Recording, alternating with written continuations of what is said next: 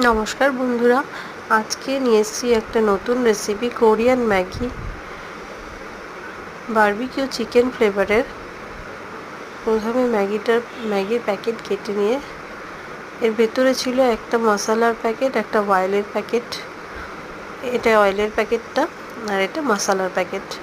প্রথমে জল গরম করে ম্যাগিটা সেদ্ধ করে নিয়েছিলাম। ম্যাগি সেদ্ধ হয়ে গেলে তারপর যে মশলাটা দিয়েছিল সেই মশলাটা ম্যাগির মধ্যে ঢেলে দিয়েছিলাম। মশলাটা কিন্তু খুবই ঝাল, বাচ্চারা যদি খায় অল্প করে দিতে হবে। তারপর জলটা যখন শুকিয়ে এসেছিল তখন একটা পাত্রে ঢেলে দিয়েছিলাম।